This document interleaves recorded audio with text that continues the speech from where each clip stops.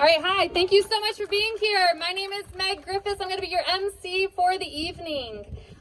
We just want to welcome you out here. You're making a huge time commitment to be here, and we just so appreciate everything that you've put into being here. We are just grateful for the turnout with this rally that's coming from some news that we've recently heard. So I want to give a little bit of an idea of the logistics just so everyone knows. We do have ASL interpreter right here, and I hope anybody who needs can get inside of that. Over to this side, we've got a booth. Feel free to go over there and grab some ribbons. We have teal and yellow ribbons with different significances. You can ask the people at the booth what those are about. We have in support of sexual assault survivors.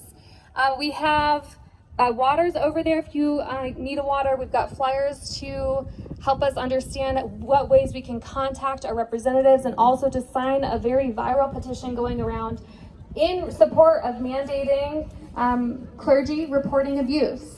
So go ahead and get that information over there. We've also got UCASA here with us with resources for survivors.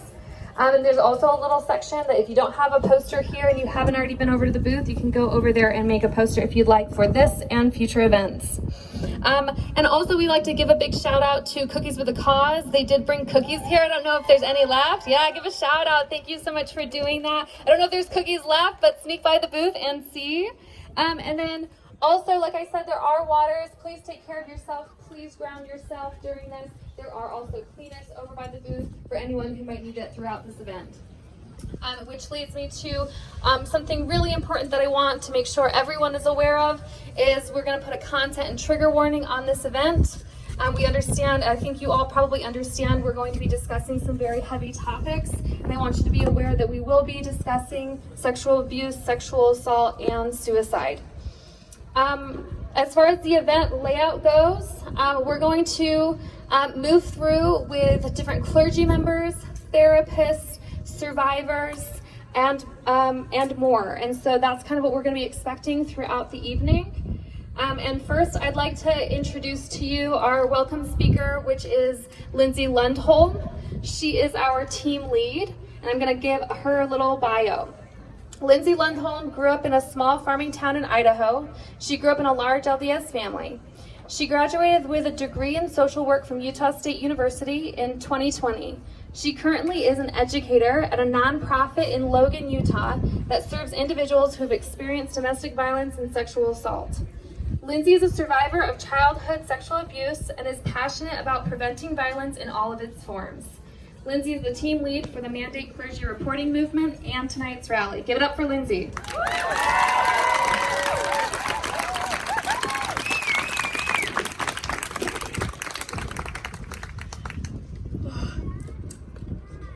Look at all of you. It makes me really emotional to look out and see your faces. I'm so grateful. We're so grateful to have you here, standing in solidarity with us for this event. Thank you all for showing up, whether you're here in person or joining virtually. It takes courage, and your courage is not lost on us. Barely over a week ago, this rally was nothing more than a hopeful dream. I was making fake rally flyers in response to the AP News article that shined a spotlight on the tragic abuse of children and how clergy members failed to protect them because of a loophole in the law. The news article hit close to home for me, like it did with countless others.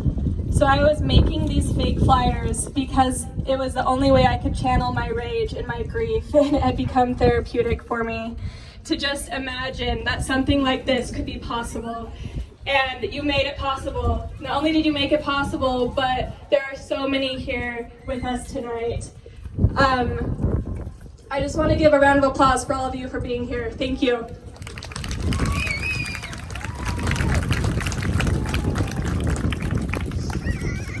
People have come up to me and they've come from out of state. They've driven for miles to be here.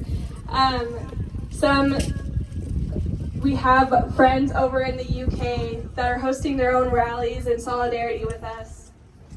Our mission to change this, Our mission to change this law is bigger than state lines and national boundaries. We've seen Sorry, my papers. It's ancestral! We've seen now that this is not just Utah's mission. That'd be great, thank you. Great.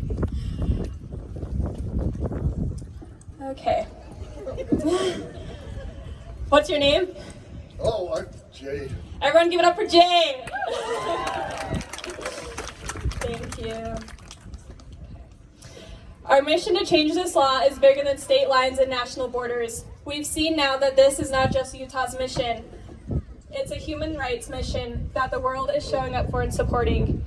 We've gone from fake flyers to this in under 2 weeks. It's truly remarkable. Some would even say a miracle. You've all helped make this a reality, so thank you. Thank you to our speakers that are here today. Many of them came here today with only a day or two's notice. You all are rock stars. I also want to thank the miracle workers on the planning committee who have dedicated countless hours behind the scenes to make today come together like it has. Thank you for believing me and for supporting me in my hopeful dream.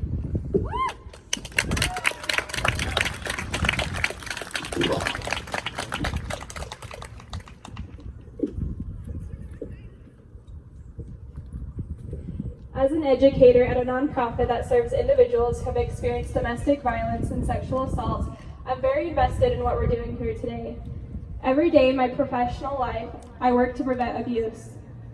As a survivor of childhood sexual abuse that clergy members within my faith knew about and did not report, I'm very invested in what we're doing here today. Every day in my personal life, I work to overcome the trauma from my abuse and how it was handled by the trusted adults in my life. Over the years, I have received all kinds of spoken and unspoken messages in response to the abuse I experienced as a child. Some of those messages were telling me to move on, to stop focusing on the past, to forgive, but mostly to forget. And most of all, to be quiet. Yeah, move! That was yesterday. Don't stay quiet! Today I'm breaking that silence.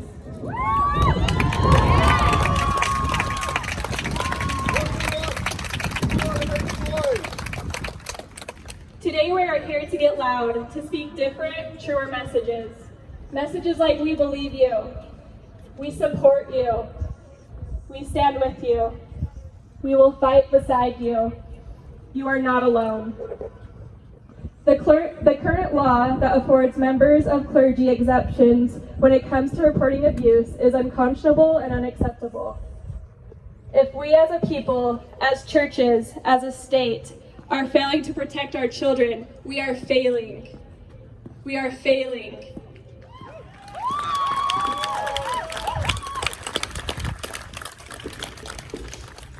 We are not here today to persecute any church. We are here to protect children. We are not anti-clergy or anti-church. We are pro keeping children safe. We are pro helping clergy keep children safe. We are pro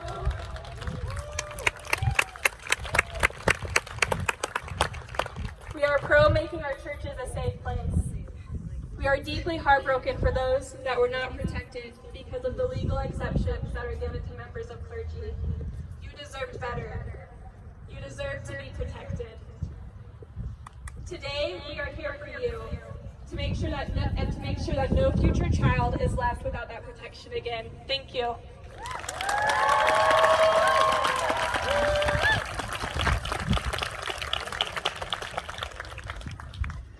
Next up, we're going to hear from our rabbi, and I'm going to read his bio. Rabbi Avremi Zippel has served as a rabbi in the Salt Lake City community since 2014. In 2019, he came forward publicly about the decade of sexual abuse he experienced as a child at the hands of a family caregiver. He is believed to be the first Orthodox rabbi to come forward as a survivor. Avremi is a fierce advocate for survivors both in his community and the wider community at large.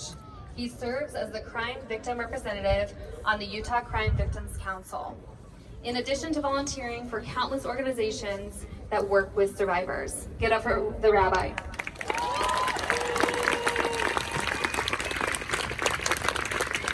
Thank you, Meg.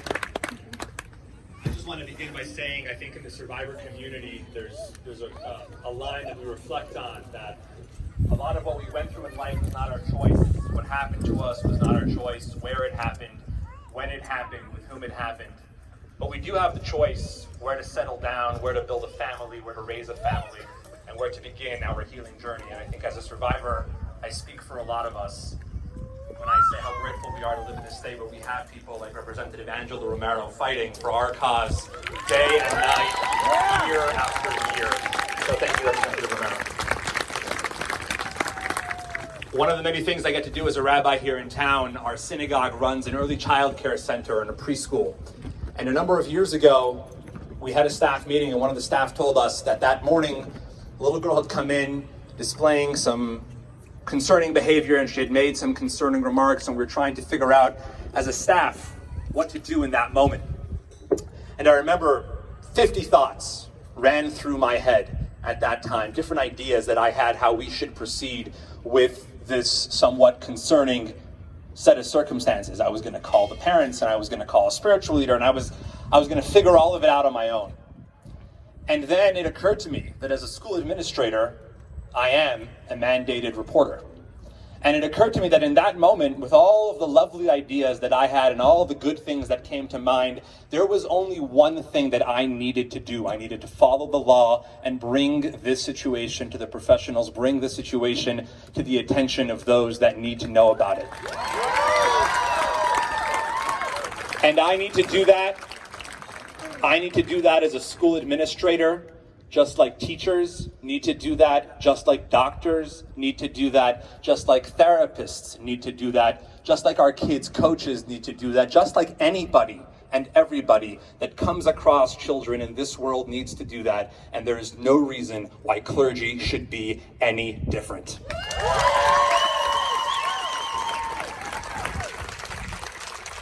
I want to turn towards my colleagues and the clergy, and to be honest, here in Salt Lake, I consider myself extremely fortunate to be part of a network of some of the most remarkable men and women, dedicated, committed, selfless individuals who give their lives, everything that they have to their flock across the religious spectrum from every corner of the community. I'm fortunate to know some of the most remarkable people in this community who make up this town's clergy.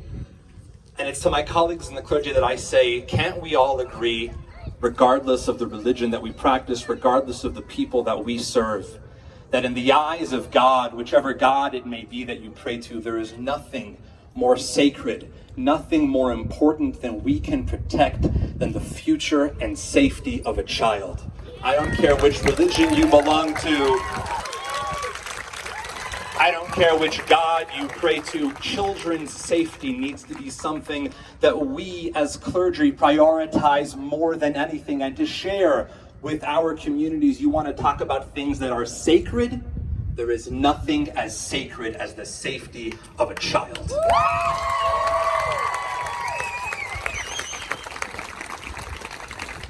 I think about the fact that as a member of the clergy, if anyone would come to me and share with me in private conversation, share with any member of the clergy in private conversation, that moments before we had this chat, God forbid, they had lit a house on fire.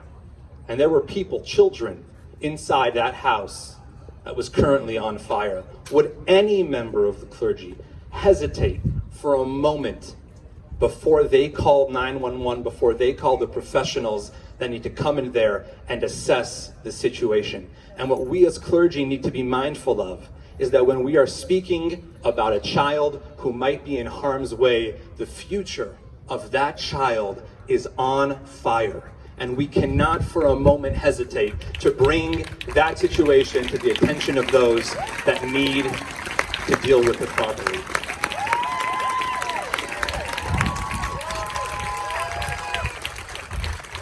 I think to my colleagues in the clergy, I would end up by saying, so many times we're so committed to connecting people to God that at times mistakenly we try to play God, and that is not okay.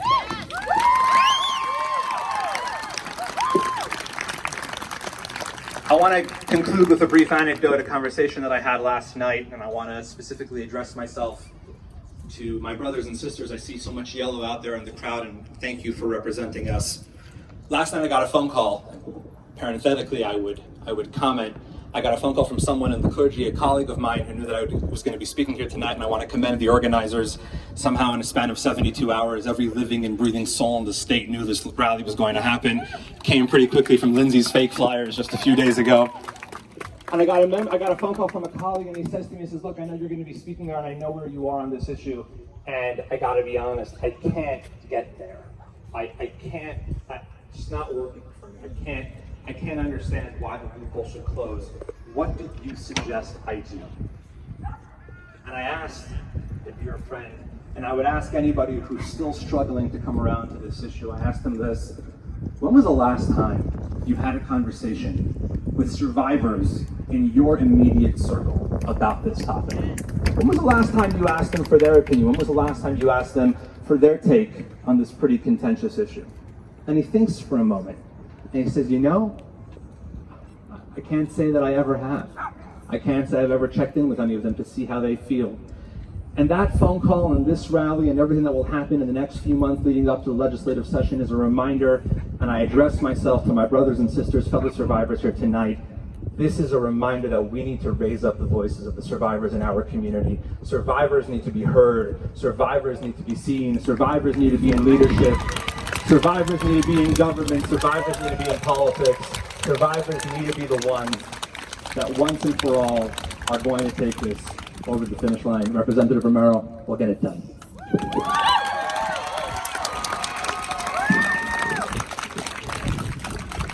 I want to thank the rabbi for coming and attending and being here. He has a commitment and has to head off, but we're so grateful for the time that he committed to this rally.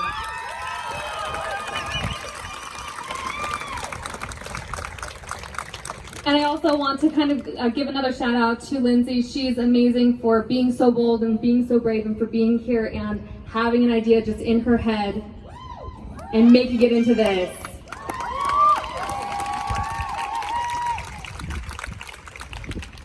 Next up, we're going to hear from our very own Representative Angela Romero.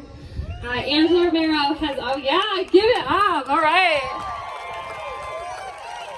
That's what I like to hear. I'm going to go off and read her bio. Angela Romero has always had a passion to serve.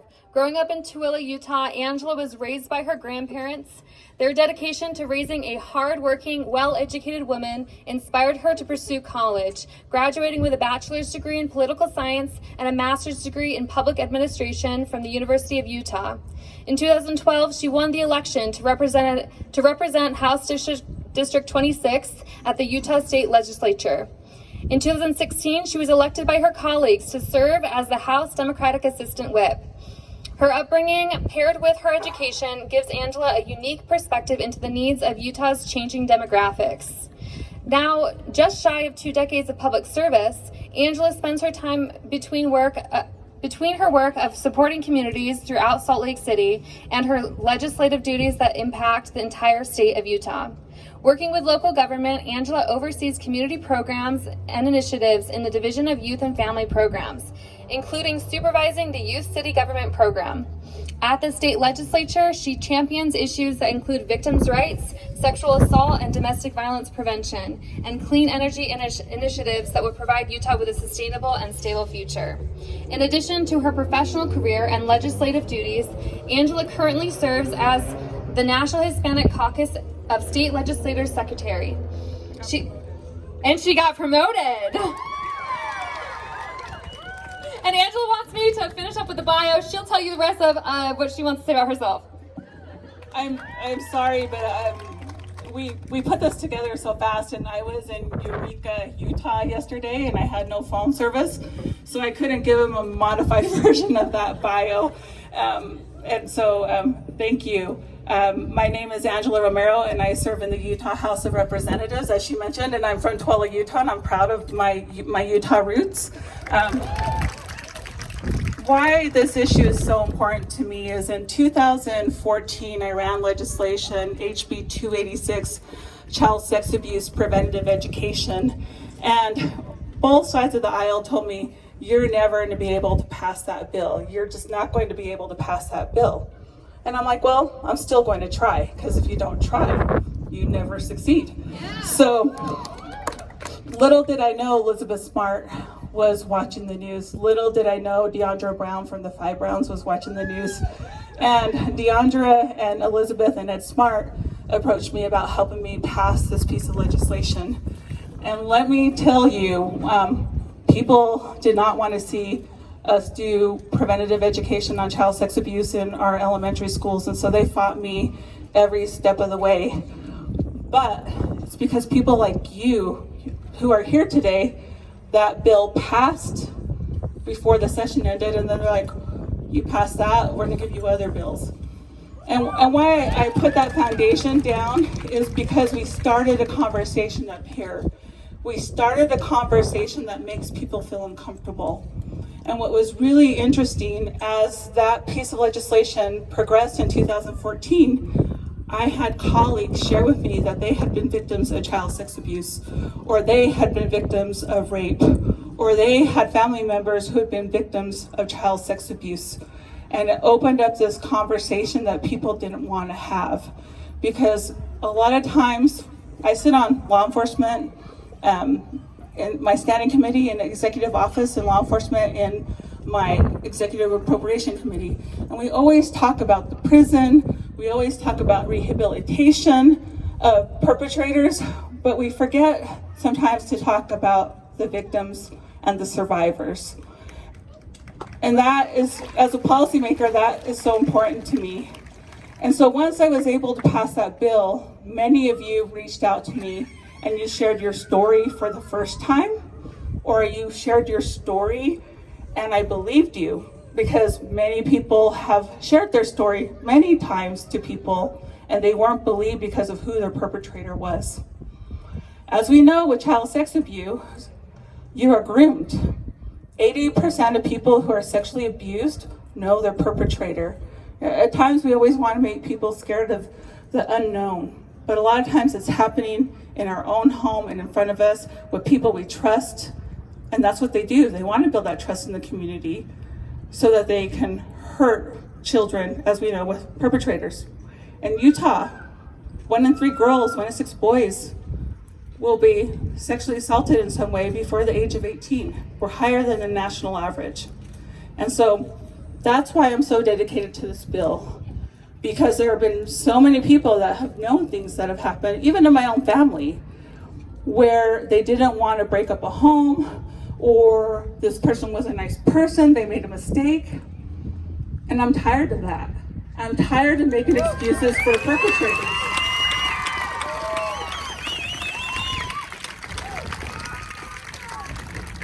I look at all the people they hurt and the trauma that's carried on from generation to generation to generation. And so as a policymaker, I'm going to be here today, and as long as I serve, to support all of you and to make sure any of you who were a victim of child sex abuse, I believe you. Any of you who were sexually assaulted, I believe you. And I want to make the conversation about healing and about dealing with trauma, but I also want to hold people accountable for the hurt and the pain.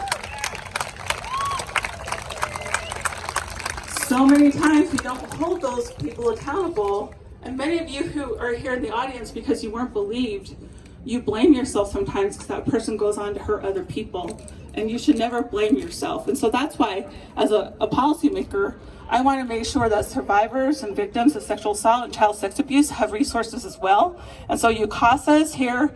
If anyone's triggered from these conversations, know that that service is there for you, because for me, it's about you. You come first. And so I just want you to know that, and that's why I'm running this legislation, this upcoming session. And I got a surprise. My colleague Phil Lyman also filed a bill, and I heard earlier today that Dan McKay, a guy who came in with me in the House, who's now in the Senate, is also interested in this bill. So I want people to know that this is not a Democrat or a Republican issue. All the legislation I run are human rights issues. And so I want you to know that. And I never run legislation as a Democrat. I'm a Democrat, a flaming Democrat, a liberal. But when I look at policy, I look at it from a human perspective. And so I just want all you to know that I'm committed to this bill. We're still drafting the language. I don't know what that's going to look like. And I'm going to rely on Lindsay here, who is brave enough to share her story, who approached me. We connected on Facebook Messenger, and we're here today because she planned this rally with a lot of the people supporting her. And so I want to make sure that we keep this momentum going. And so I'm going to work with Lindsay so you have a person to talk to, because a lot of times when people call me, I can't always respond immediately. And so I want to make sure that nobody feels like nobody's listening to them. So Lindsay and I are going to come up with a plan, and she'll be reaching out to all of you on how we contact some of my colleagues. How do we move forward, and how do we keep this momentum going on? Because this is not only in Utah, this is across the world. And so we need to challenge our institutions, our religious institutions. I'm not saying that I'm against them, but we need to challenge them to look at their systems and look how they're protecting perpetrators and do something about it, because our children, our survivors are more important to protect. And it is our job as leaders to make sure you heal and you move forward in your life. Because I'm telling you, when I look at all the legislation I run, I meet so many people that never got the help or services they need, and I see how it's impacted their life, and I don't want that pattern to continue. So just know I'm here and I'm committed to you, and thank you for having me here today.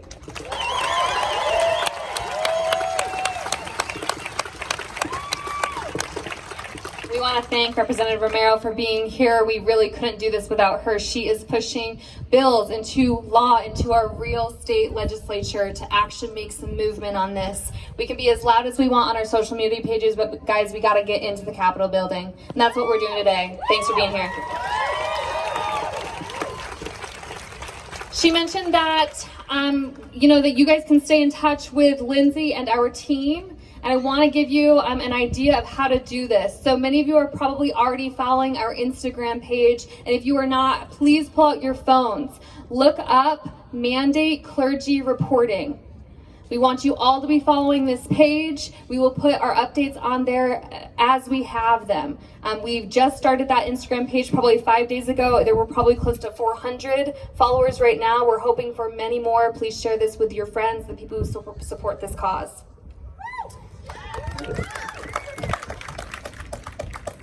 Next up, we're going to hear from Republican Representative Phil Lyman, and we're going to hear a written statement from him. He was not able to make it. That's going to be read by Aaron Fager after his bio. Representative Lyman is a member of the Utah State Legislature representing District 73 on the south end of the state, namely Kane, Wayne, Garfield, Beaver, Paiute, and San Juan counties. He was a San Juan County Commissioner for 8 years before joining the legislature. Phil and his wife Jody live in Blanding in the Four Corners area. He is a CPA by trade. He is a father and grandfather. And he says whether or not you agree with his politics, he says that Phil has taken on big issues both as a county commissioner and as a state legislature. As written by Phil Lyman.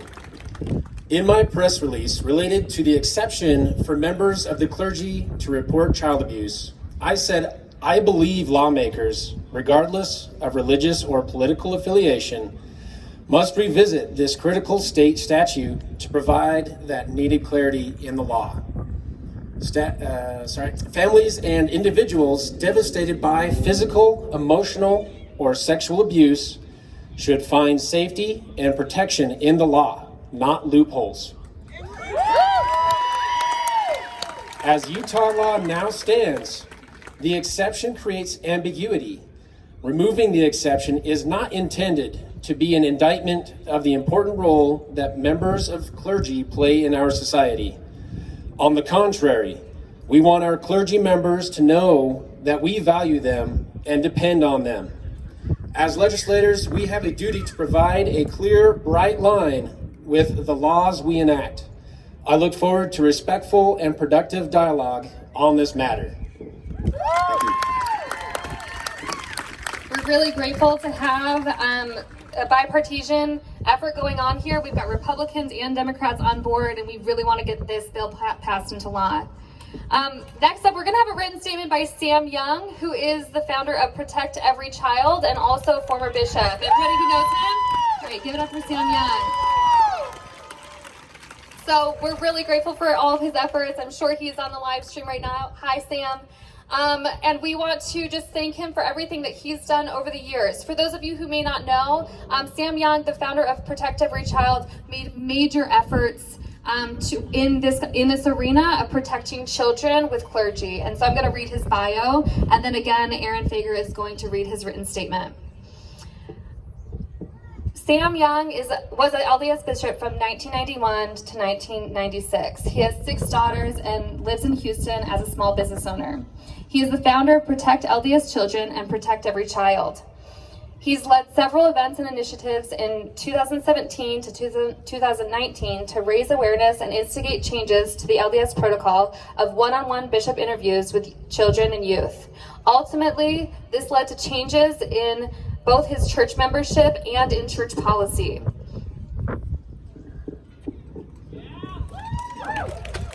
All right, written statement from Sam Young. Society's #1 priority should be safeguarding our children.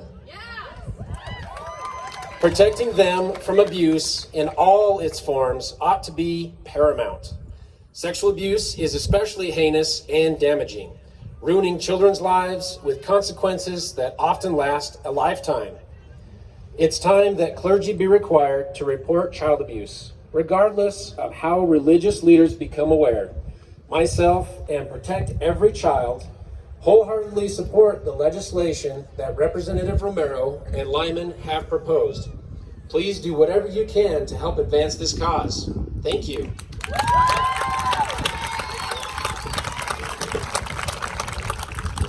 We want to thank Sam Young for being so involved in this cause. We've been on the phone for multiple hours, and we're just really grateful that he is right in line with our efforts and will be doing every bit of work that he can do. He lives in Texas right now, and so he's doing loads of work out there for us here and across the country.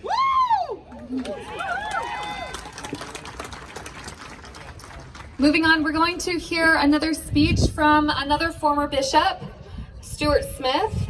Stuart Smith was born and raised in and currently resides in the state of Utah. He graduated from Skyline High School and Brigham Young University.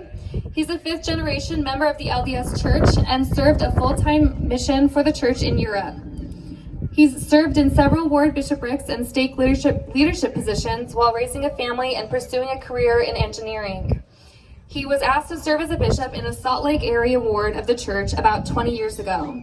He doesn't actually have experience with the church helpline for bishops, but he does have some thoughts on how the proposed legislation will help bishops and other clergy as well as victims of child abuse. We want to give it up to our former bishop.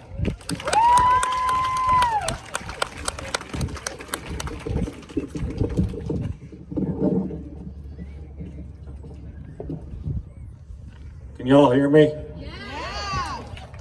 All right. Thanks, Meg. Good evening. As Meg said, my name is Stuart Smith, and I am a lifelong member of the Church of Jesus Christ of Latter-day Saints.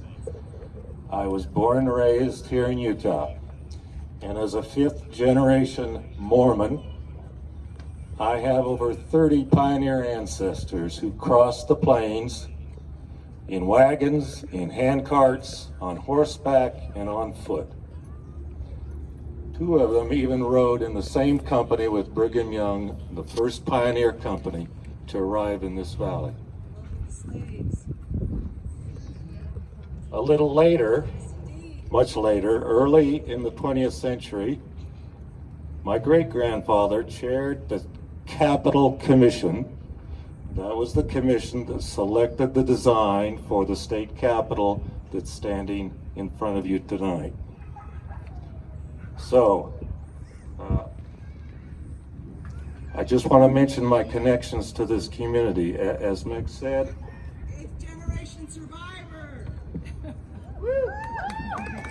I graduated from Skyline High School. I served a full-time mission in Europe for the church. and I earned an engineering degree at Brigham Young University. Fun fact, Sam Young and I were in the same class at BYU. He likes to joke that I made it through the program on his coattails. I know he's not here tonight, but we'll just let him continue to think that, okay? I later served in several ward bishoprics and stake leadership positions, all while raising a family with my wife Come on, let's talk and about pursuing you. my career outside of Utah. We're talking about yourself.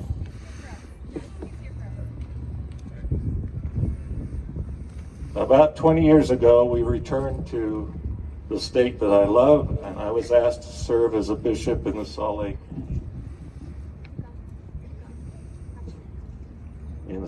area ward. So my roots in the church and in this state run deep, and I am proud of that heritage. It is why I support legislation that will better protect our children and youth from abuse in any form, as well as make the job of bishops and other clergy persons a little easier.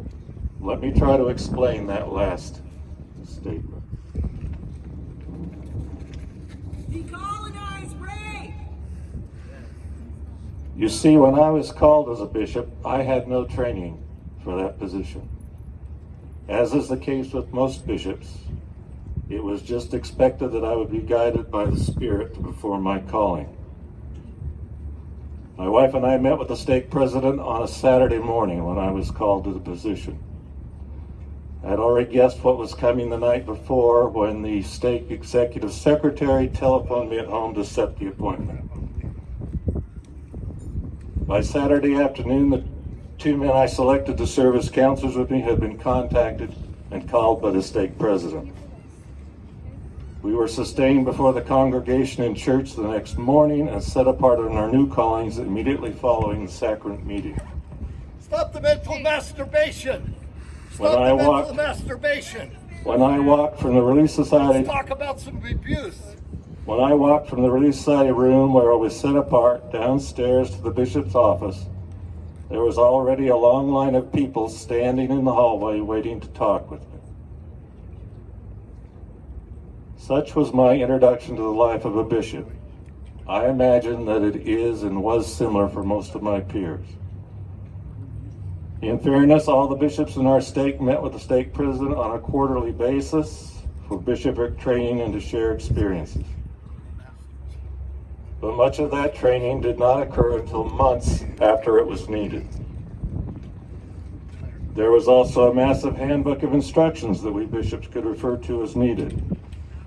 In fact, I once counted up on all the things that I was supposed to be doing as a bishop, according to the handbook, estimating the time that it would take to properly perform those tasks.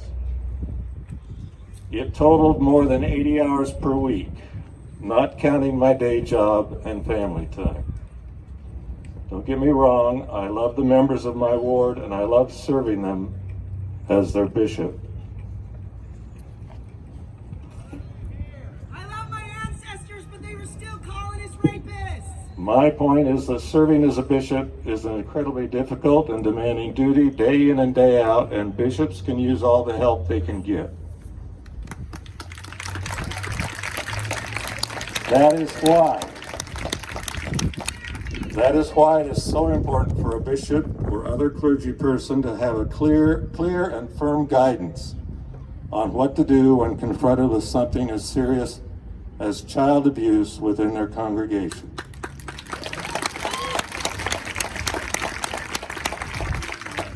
Agonizing over whether to report such information to civil authorities and law enforcement, or even taking the time to convince family members or others with knowledge of the situation to do the reporting, results in unwarranted delay and invites further harm.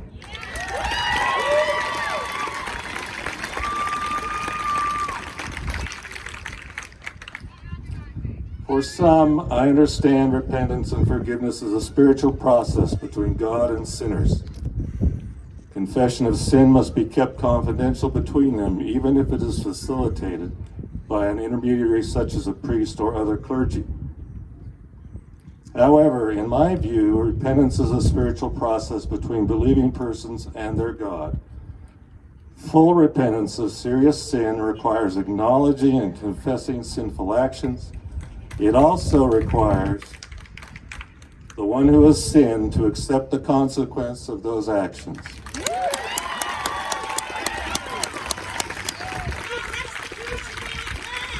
Up to and including any consequences imposed under the administration of civil law.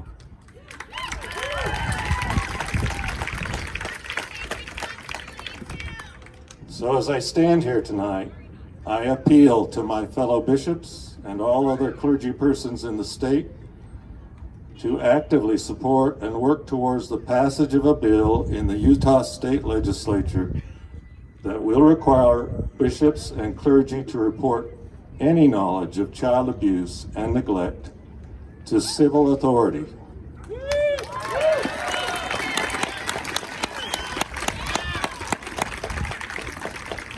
Regardless of how they became aware of it.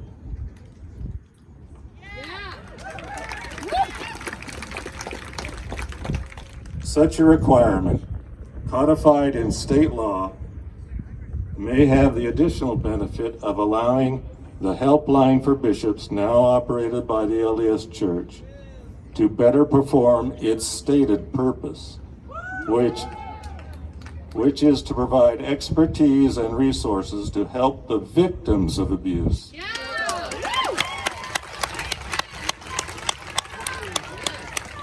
Rather than protecting the reputation and good name of the church.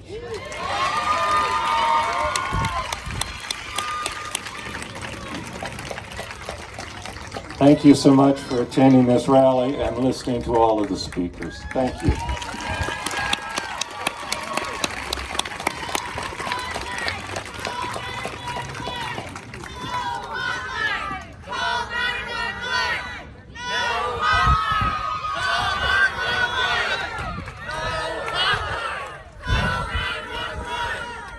Okay.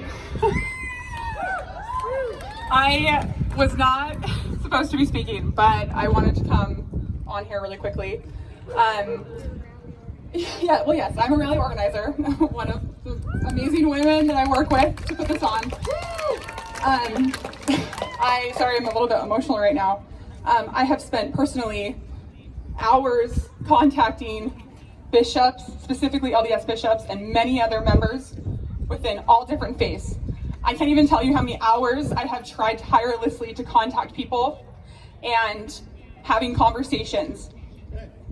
People out here, we appreciate your support, but when we hear comments that are alluding to not appreciating a bishop being here, that is not what we're about. We are trying to find people that want to protect children. And every single bishop and every single clergy person, priest, and pastor that I spoke with overwhelmingly said that they approve of this movement and they want to protect children. They agree that we need to mandate reporting child abuse. So, when we have a bishop that finally agrees to be here, he is here for us. He is here for this movement. This is important. We want to create this bridge for children. There is no excuse for child abuse.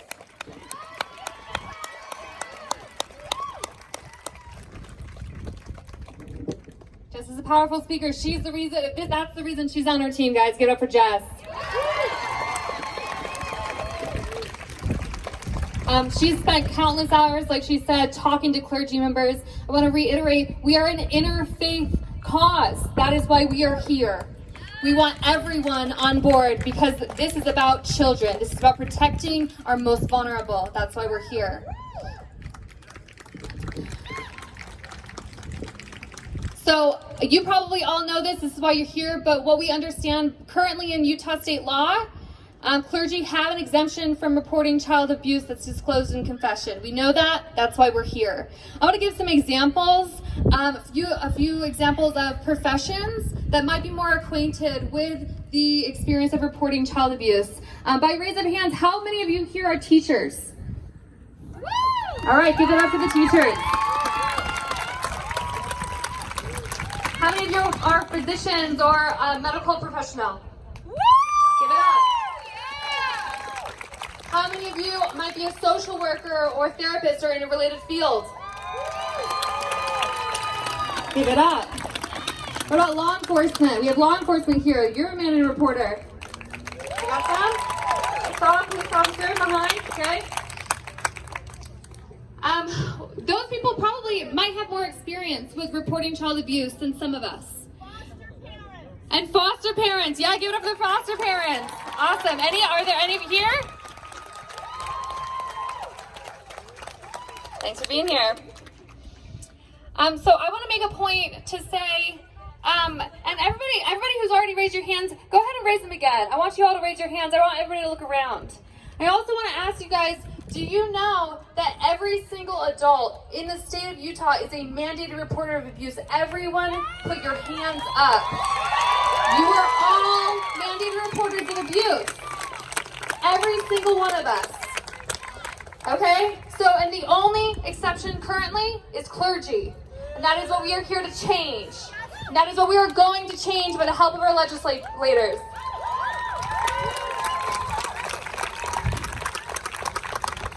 I want to challenge each of you as a mandated reporter of child abuse to have your eyes out. I want you to, if you see something, say something.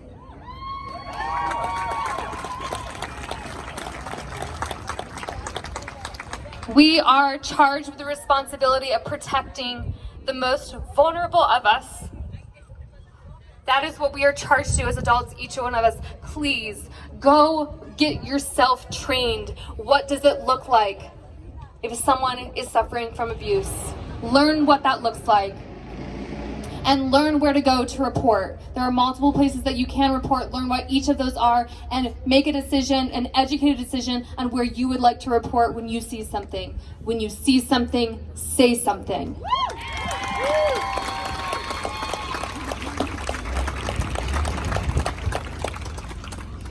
Next up, we are going to hear from our very beloved therapist, Natasha Helfer. We're so grateful that she's here. Natasha Helfer is an ASEX certified sex therapist, speaker, writer, podcaster, and supervisor with 20 years of experience treating individuals, couples, and family systems. She has worked primarily with clients within the intersections of interpersonal relationships, sexual development, trauma, and faith and religious backgrounds. Natasha presents at a variety of national, professional, and public conferences, speaks at various universities, holds ongoing retreats, trainings, and workshops, and has worked with thousands of clients in private practice and agency settings. She's an advocate for sexual health in marginalized populations, including LGBTQ+, religious minorities, and women, and was involved with the Protect Every Child campaign, which sought to change policies with the LDS community in regards to worthiness interviews between adult men and minor children.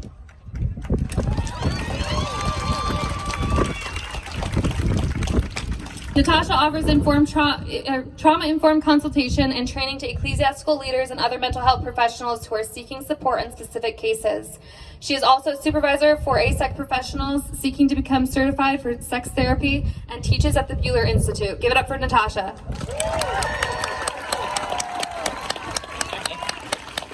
Thank you. All right, well, I think, oh shoot, my stupid battery is off, so let me just change that for a minute. I love you all too, woohoo! All right, so first thing, I'm gonna shift my battery. Okay, first thing I wanna say is, I just wanna kind of just acknowledge that we are standing on Eastern Shoshone and Go Shoot land, currently known as Salt Lake City. That's important. That's important. The second thing I want to acknowledge is that feelings are high, right? I mean, this is tender space. I think we are showing up with tender spaces for all of us. And there may be things that we hear that feel really like we can resonate and get behind. And there are sometimes things that we hear that just are maybe triggering or upsetting, and that is all normal. And even if we're showing up in kind of solidarity ways with one another from different cultures, similar cultures, clergy, non-clergy, religious, non-religious. So I just want to just make space for that, and that's okay. That it's okay. That it's okay to be angry. It's okay to feel like we want to say some F-bombs. It's okay to, want to give some love bombs. It's okay to want to do all of that. That's okay. Especially when we're dealing with trauma and especially when we're dealing with really, really hard shit, quite frankly. Okay, so I just want to say that. And that's not stuff I've prepared. So now I'm going to get into what I've prepared. Okay, so if I'm going to be honest, it's a bit exasperating to understand why it is necessary for me to stand and explain some of the things I'm going to try to explain today. But I will do so as often as is necessary and for as long as is necessary throughout my life. My career from the beginning included victims of sexual abuse and assault from day one. I have received numerous and ongoing trainings in the subject of sexual trauma, and I myself am a victim of childhood sexual abuse. And so it is from experience and authority from which I speak to you today. I'm going to make 6 talking points to clarify why it is important to make all adults, including clergy, and including non-professional religious leaders or lay leadership, just in case we need to, figure out some of those loopholes, mandated reporters in the state of Utah. This is paramount to the well-being of minors in this state. I mention non-professional clergy because here in Utah, whether we want to mention it or not, the dominant religion or faith is that of the Church of Jesus Christ of Latter-day Saints. And they do have a lay clergy. And the LDS Church plays a large role in the political, legal, cultural, familial, communal, and spiritual lives of the citizens of this state, whether you yourselves are members of that church or not. So for the 6 talking points, number 1, we know that minors need help advocating for themselves. Children and adolescents are not developmentally able to protect themselves against sexual predators. Not physically, not intellectually, not sexually, not emotionally. Regardless of whether they are 6 months old or 16. Regardless of supposed consent they have or have not given, and regardless of whether or not they are involved in other developmentally appropriate sexual activities, typically teens in particular may be involved with. They are not capable of knowing how to get the help and resources they need after sexual crimes have happened, nor how to get them to stop if they are continuing to occur. That is not their job. It is ours. 2, we know that most childhood sexual abuse, as was already mentioned, happens in family and community systems where the minor has some sort of attachment, trust, or dependence with the perpetrator.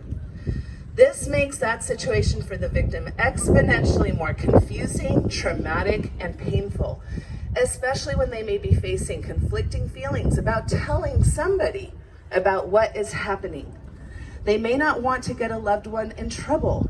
They may have been groomed for a significant period of time. They may be scared for their own safety or their family's safety, and more than likely, they are blaming themselves for parts of or the entirety of the abuse that has taken or is taking place.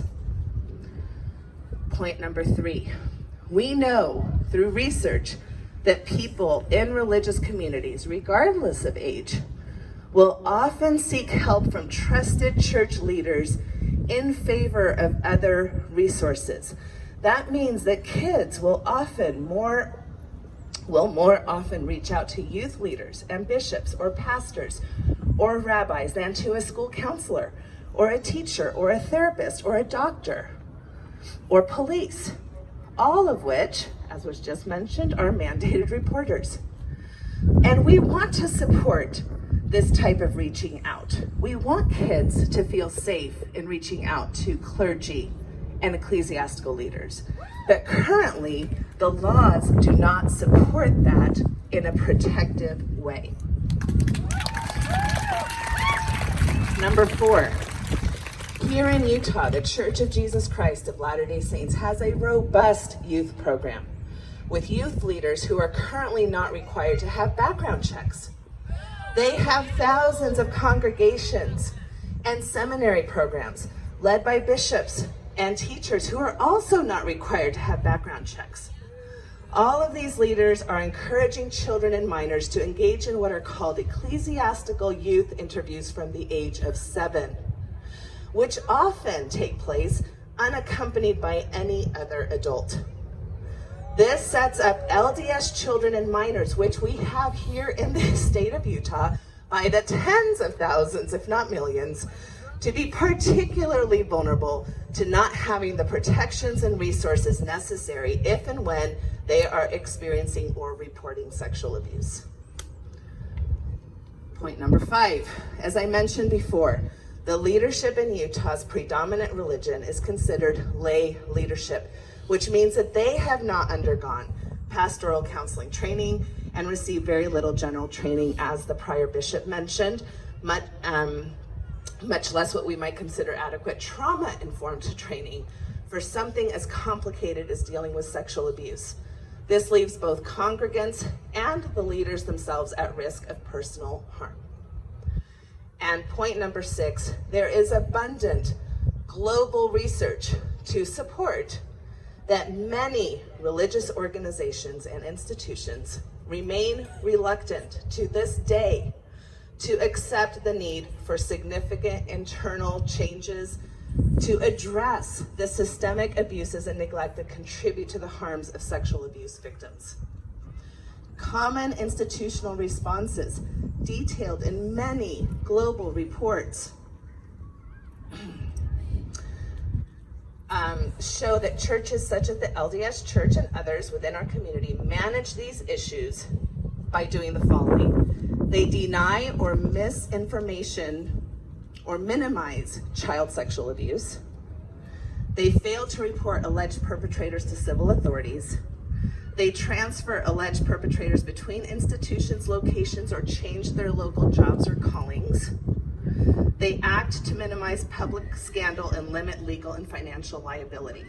And I have seen all of those responses just in the last 2 weeks, post the AP article that was published. All of these are failures to appreciate the impacts of child sexual abuse on victims. For all of these reasons, it is paramount that state governing bodies play a role to have laws that protect its citizens, to have specific mandated reporting laws required of all adults that protect minors from abusive powers.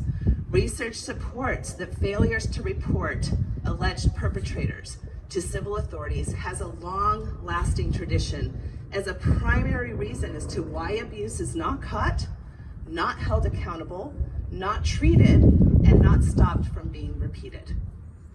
Child sexual abuse is a life-altering event for most. Many survivors we hear from continue to experience ongoing, profound impacts. They can include a devastating loss in many areas of their life, including that of religious faith, and loss of trust in religious organizations that were once a fundamental part of their life. And those impacts have ripples in the communities and in their families. This is unconscionable, and we cannot allow it to continue.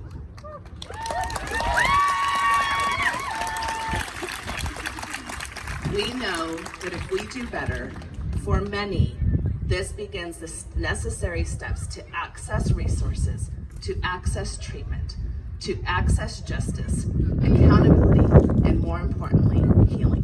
Thank you.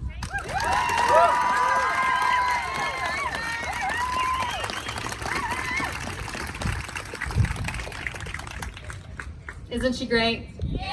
All right, give it up again for Natasha Halper. What a powerful voice. So far we've heard from lawmakers, we've heard from clergy, we've heard from advocates and therapeutic professionals. And now we're going to go into what I might consider the most important part of our rally, hearing from survivors and hearing the voices of our survivors.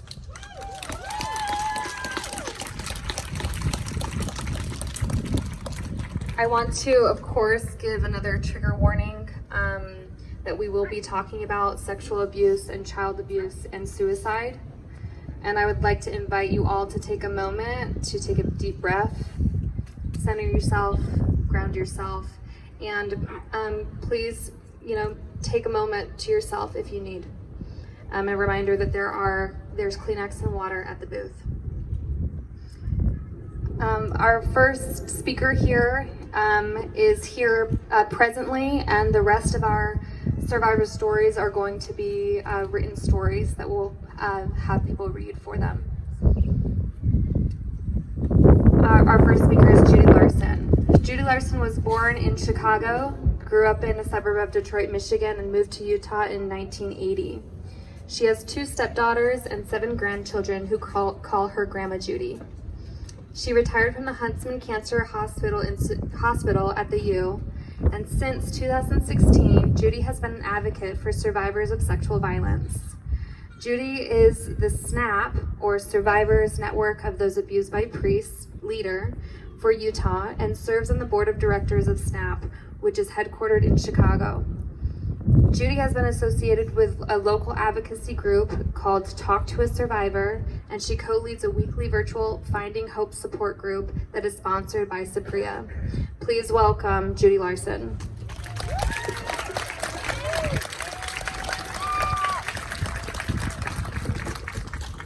Thank you, Meg, and thank everybody here for being here and staying.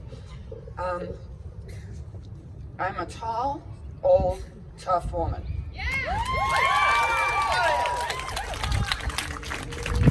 And this is the little girl who was sexually assaulted at the age of 10. I believe you! Thank you. I grew up in a very devout Catholic family, went to Catholic school, and my parents told me that a priest was a representative of God, and I was to listen to the priests and nuns and do whatever they told me to do and never talk back to them. And if I did, and my parents heard about it, I would get a beating with a belt on my bare butt. So, in 4th grade, the nuns told us it would be better to die than to lose your virtue. But lose your virtue was never defined. In 5th grade, a newly ordained 27-year-old Catholic priest took my virtue without my consent. He took me from after-school Girl Scout meetings next door to the rectory where the priests lived, and under the pretext of individual religious instruction. And there he assaulted me. And he kept coming back. And finally, 10-year-old Judy said, if I don't go to Girl Scouts, he can't come get me. And even though I loved going to Girl Scouts, I quit going to Girl Scouts. Because what was happening to me was ugly and painful, and I didn't want it to happen anymore. In January of 2016, my youngest granddaughter turned 10, which is the age I was when I was assaulted, and little Judy said, you have to protect Bella from the monster. And that's when I let the Archdiocese of Detroit know what happened to me. At which point, they told me that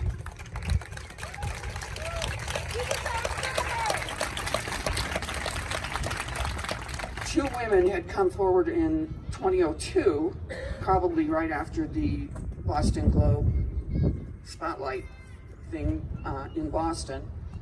And I said, well, what happened? And they said, well, they just wanted us to know. We didn't do anything. They just wanted us to know what happened. And I thought, that's crazy. And so they started an investigation of my allegations. In the process, they found a fourth victim. And since that time, a fifth victim has contacted me, and we email on a regular basis. We're sisters having the same experience. And after the investigation was done, they decided that the review board said, this sounds really, really credible, but we want to do more research. And I said, well, what can I give you to get you to decide it is really credible? And they didn't say anything. So I decided I want this on the record. So I flew back to Michigan and filed a police report. And the police were really upfront with me and said, if you come in the 80s, we probably wouldn't believe you, but we do believe you. And that was the first time in 58 years, after he told me, if I told anybody, no one would believe me, and I believed him for 58 years, somebody believed me, they filed the police report. They contacted the Archdiocese of Detroit, and 10 days later, he was listed on their website as credibly accused.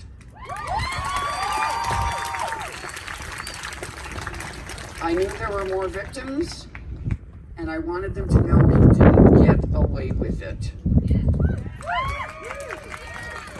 I support this bill.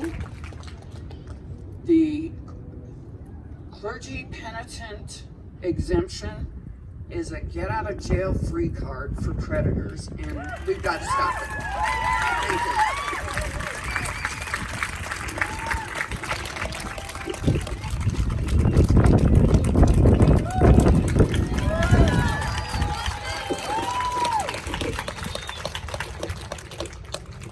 Judy, I don't think mentioned this, but she has been doing this work for so long and was involved with the bill that was trying to be passed a few years ago. And we are here to, it's already been opened again by Representative Romero, and we're here to support the efforts you've been doing for years. Thank you again.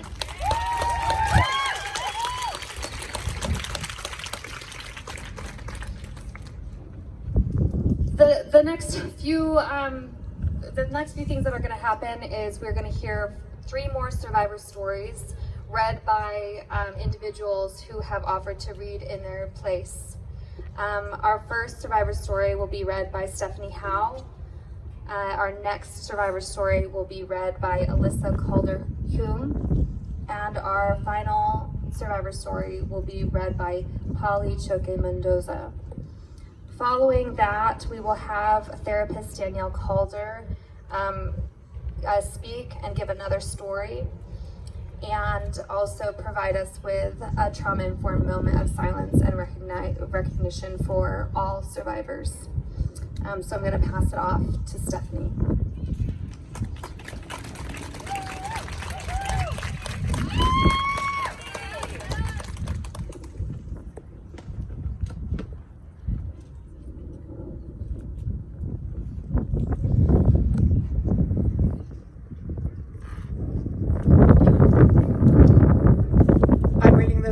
On behalf of someone we'll call Abby. I was abused by a family member as a child. Around the time I started to remember and acknowledge the abuse as a young adult, I found out that my abuser had also abused at least 10 other children. All of them either family or close family friends. I also found out that he, my abuser, had confessed this abuse to his mission president and at least 2 bishops all of whom chose not to report the abuse to law enforcement per the church's instructions.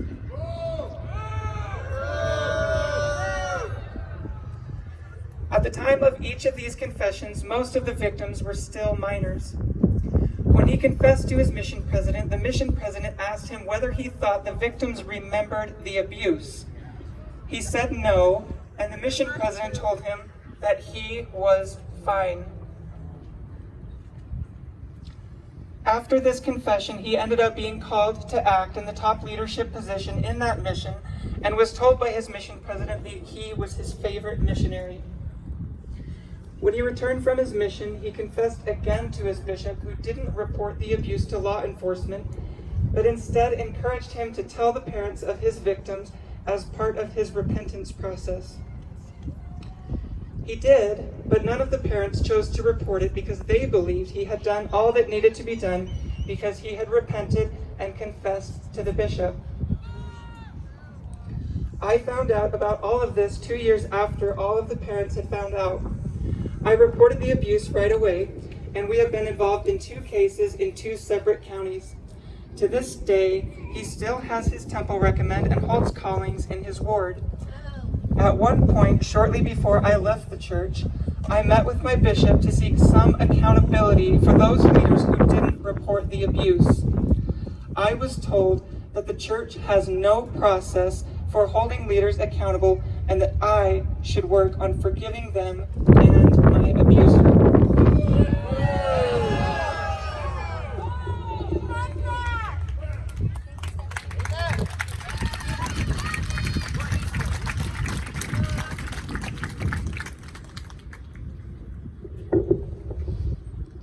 This is Courtney's story. 3 years ago, a family friend asked my parents if they could come over and talk to them about something that happened years and years earlier. When they came over, we learned that when I was 5, their 12-year-old son came into my room while I was asleep and molested me. They told us they'd known for years because the bishop their son confessed to informed them, but did not inform my parents, my bishop, or report to the proper authorities. When I was 5, I had horrific nightmares. I remembered it was my brother's birthday party and he had all his friends over for a sleepover. The dream I had was sexual and incredibly confusing. After that night, I had night terrors until I was 9 years old. Every night, I would scream and pound on the walls for someone to rescue me in my sleep. My siblings have wild stories about this. We couldn't figure out why this was happening. I was also terrified of the dark. It was essential for me to have my door open and a light on. If I ever woke up and the light was off, I would lay there frozen in fear I can't even describe as an adult. I would pray and pray my mom would come downstairs and turn on a light.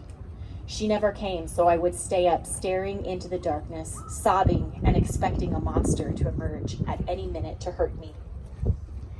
I had other behavioral problems as a child that were unexplainable. So that day, I learned about my abuse. It all clicked for me. This small act had significantly impacted my life, and if a bishop had done his duty, I would have been in therapy years earlier.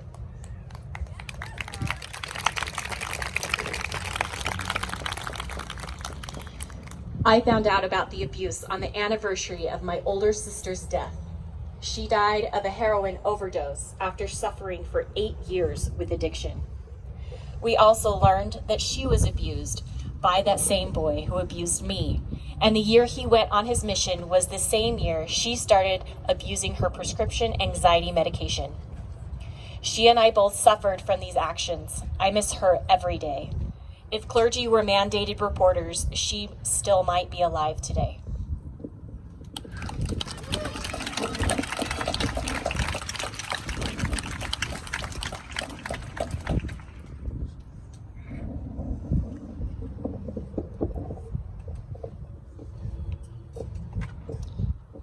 I will be the voice for a survivor who could not be here today and share with you their story. As written by JL.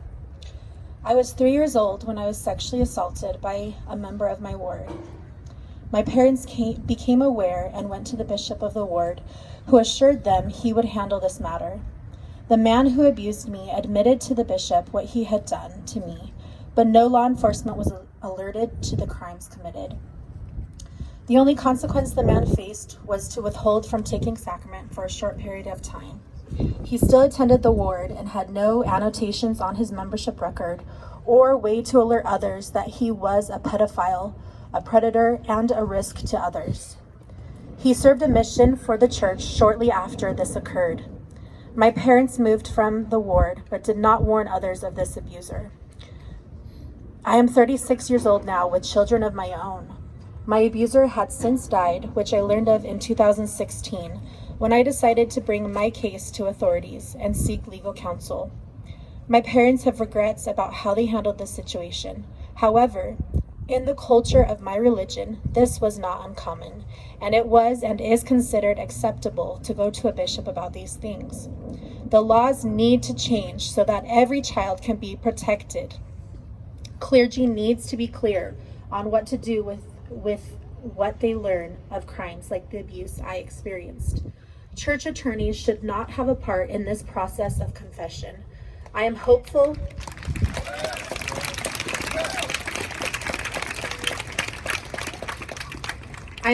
that my shared story can help raise awareness and change the operation of the requirements to report crimes against children to the proper authorities. JL.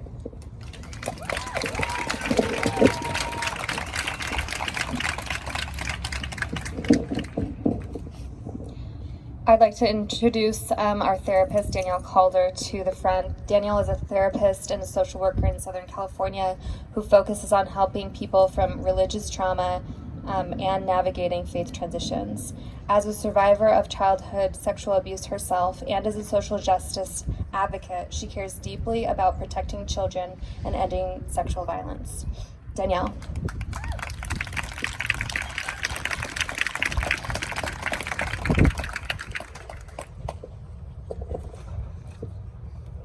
Thank you, Meg, and thank you for interpreting.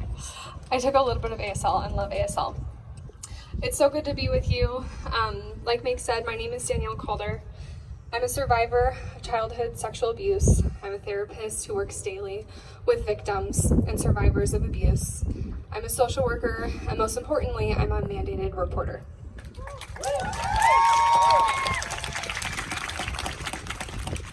As should be all clergy.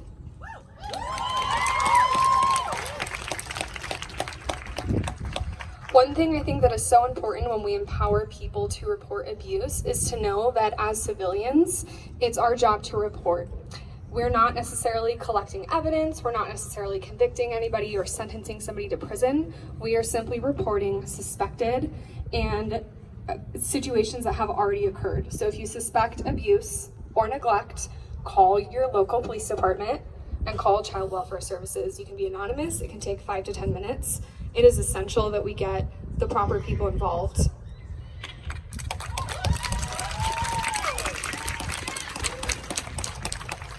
As has been said online and recently, the protection of victims needs to come far before the forgiveness and eternal salvation of rapists and predators.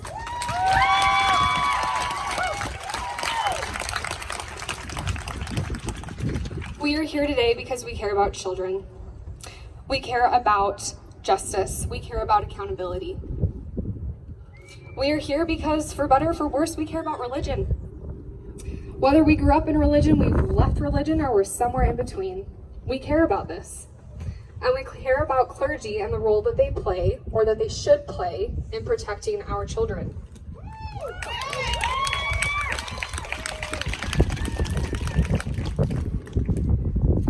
Most importantly, we are here to hear from survivors and victims. It can be healing to tell our stories. One of my favorite parts of my job is sitting with people and hearing about their life experiences, bearing witness to their pain, to their trauma, and helping them to navigate and to heal from their abuse. For many of us, sharing our trauma is essential to healing. And I want you to know that whether or not you have told anybody about your abuse, Whether you've told somebody and they didn't believe you, I want you to know that I believe you, that we believe you.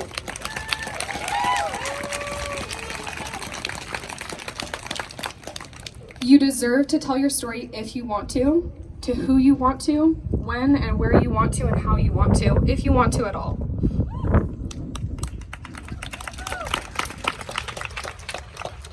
Today we have heard the stories of victims and survivors. I want to especially thank MJ and her sister for sharing their experiences that have led to this social justice movement today.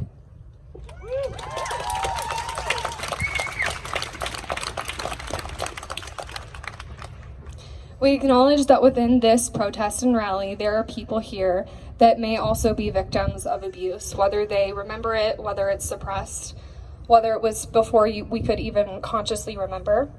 And I want you to know that we are also holding space for your stories.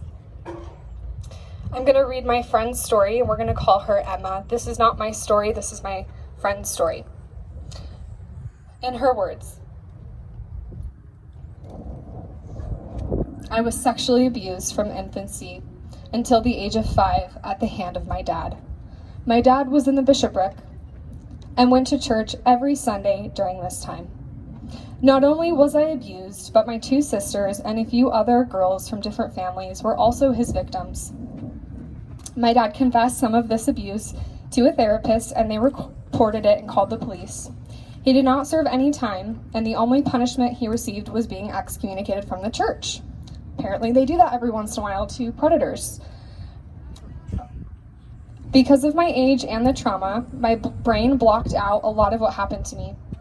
All that were left were images, horrifying images in my head, and no explanation as to why. In my eyes and to many others, my dad was a very righteous and religious man. He attended church every week. I remember sitting next to him at church and feeling so weird about him. His presence left a mud-like feeling all over me. Every hug felt painful. Because of the images of abuse in my head, I came to believe that God must hate me, that something must be inherently wrong with me, and they shouldn't even pray to God. When it came time for me to be baptized, I bawled my eyes out in fear that I was not worthy. After about 10 years of being excommunicated, my dad was allowed to be rebaptized into the church, take the sacrament, and return to the temple. I remember wondering why he was excommunicated for so long and then still went to church. It was at that point that I did some investigating and found out the truth of my own abuse. That my dad abused me and several others, that I was forced to be around my abuser for years, and that a general authority signed off on him being rebaptized, and that no one checked in on me or any of the other victims to make sure that we had therapy or services, or even to know if we were okay in general.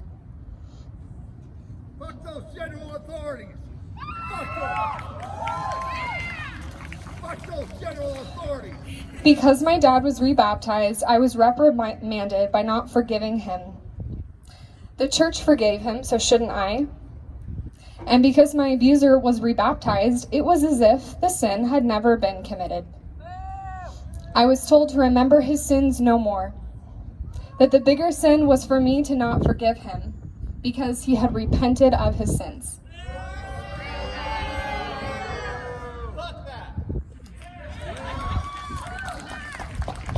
I would fall to my knees and beg for forgiveness to my dad for the abuse, as he puts it, that I put him through by not wanting to be around him.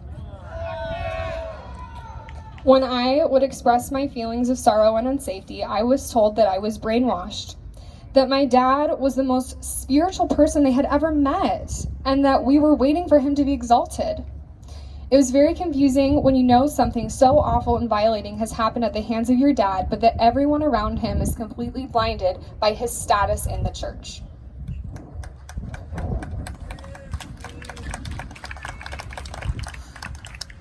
His status in the church was a shield, a mask, and a weapon.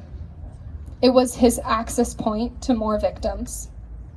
It was his way of being around more children. Because of his status in the church and his access to children, he has continued to abuse others, including my niece, post his rebaptism. Hasn't been excommunicated again though. When I learned of his continuing abuse, I asked for help by church leaders to get in contact with his current bishop. And to this point in time, nothing has happened. I have been failed by so many adults and leaders in my life. I feel defeated, as if there will be no justice. I was robbed, especially in my relationship with God. I remember watching the church training videos on preventing abuse when I got called into a calling with children. In the training, it had a scripture saying it was better to have a stone wrapped around someone's neck and drown in the depths of the sea than to harm a child. I wept and wept. I kept thinking what was so wrong with me and my story that no one acted that way about my abuse. When my dad was allowed back in the church, it sent the message that my abuse was not enough to keep him out or to limit his access to other children. Welcome to Utah! This did happen in Utah. That his salvation was more important than my safety. And that because he was baptized, I still couldn't be mad about my sexual abuse. That it was on me to forgive and to keep quiet because an apostle signed off on my dad being rebaptized. So he must be clean and good. That is her story. Thank you to Emma for allowing us to hear from you.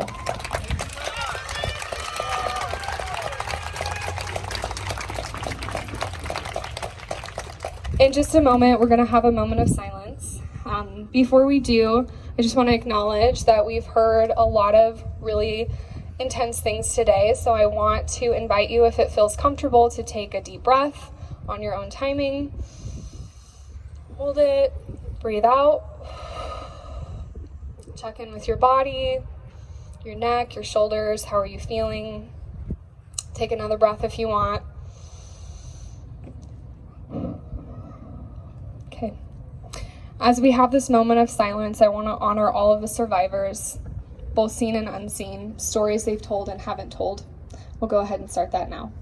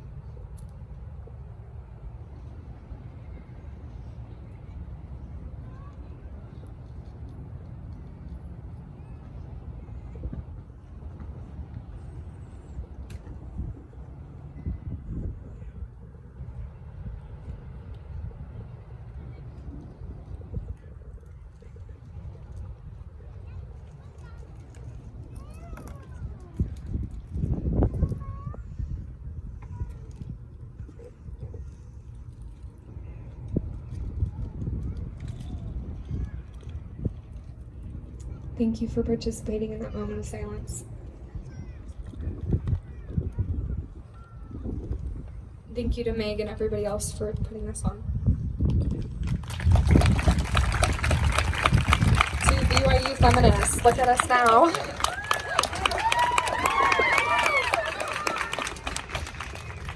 We want to thank Danielle again for being here and for being such a powerful voice, and for everyone who's provided a voice to survivors and all of the people who may not have found their voice. We are here for you, we believe you, we see you, and we are fighting for you.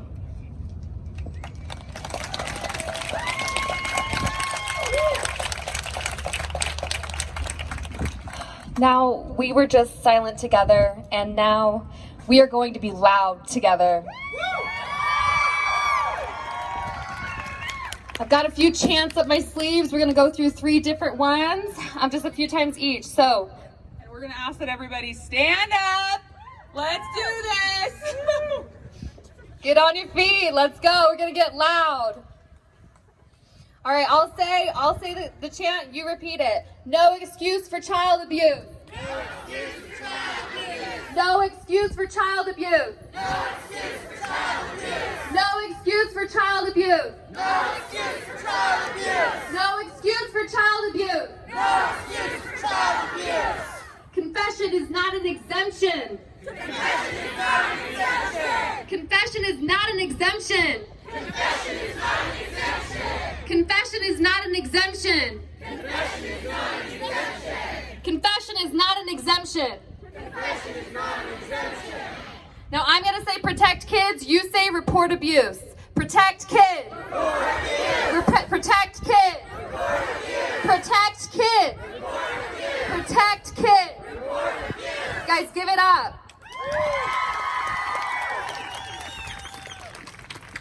Lastly, we're going to have a call to action. This is going to be by Callie McMurtry. Callie McMurtry is a resident of Midville, Utah, and a coordinator of the Feminist Book Club that brought the organizers of this rally together. She is a survivor of childhood abuse and finds this issue near to her heart. Give it up for Callie.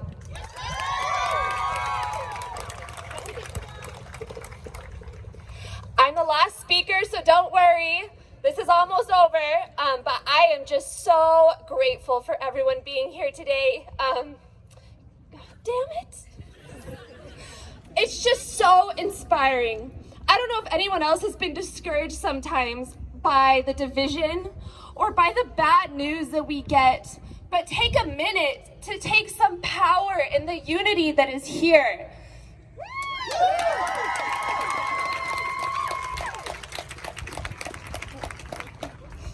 Utah is united.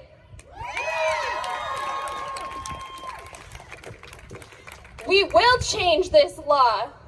We can change this law, and we are going to change this law. And here's how we do it. The legislative session starts in January. That means we have until January to contact every single one of our Utah representatives, every single representative, and every single senator. Can you do that? We are going to let them know there will be no surprises when this bill comes to the floor, and every single representative will have heard from us why it matters. Hell yeah! We have flyers. I think we might still have some left on how to contact your representative up here. If you want one, raise your hand. This is how to find out who your representatives are, how to contact them. And some of you, this might be your first rally. Whose first rally is it here? Woo! Yeah, I love that. That is awesome. I love that you're here. It might be the first time you've ever contacted a representative. So you go to the website, you find their email or their number, you call them or you email them. Maybe you take them to lunch, maybe you leave a voicemail. And when you talk to these people, they are people. Remind them that you are also a person. Tell them why it's important to you. Tell them how this is going to change maybe your life, maybe how this law would have changed your life, or how it's going to make Utah a better place. Make sure they know why this is important.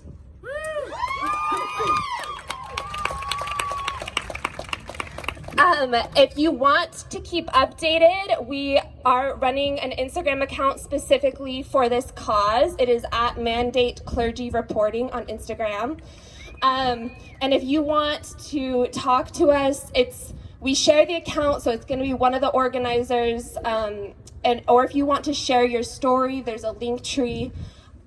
We will be continuing to contact representatives to share stories, to get this out so that they know that this law has caused damage and we are going to fix that.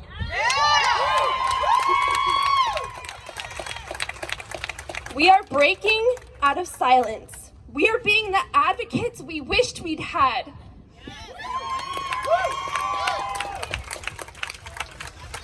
I am so inspired by all the turquoise ribbons, all the support. It's just really brings me so much love. And I'm also so inspired by the yellow ribbons. I know some of you are wearing them publicly. I know some of you are wearing them privately in your heart, and that's okay. But I just want you to know that you're not alone. If you ever need someone to talk, there's so many resources. You're so loved, you're so believed, and we're gonna protect the next generation of kids so that we don't have to have another of these rallies in 20 years. This is just the first step. This is just the first step in protecting kids and giving them a safe childhood, but it's such an important step. So let's just give one more cheer. What you gotta do is contact your representative. So cheer if you're gonna contact your representatives. Thank you, everybody, and thank you again for being here. Meg's just gonna give us some directions on the way out.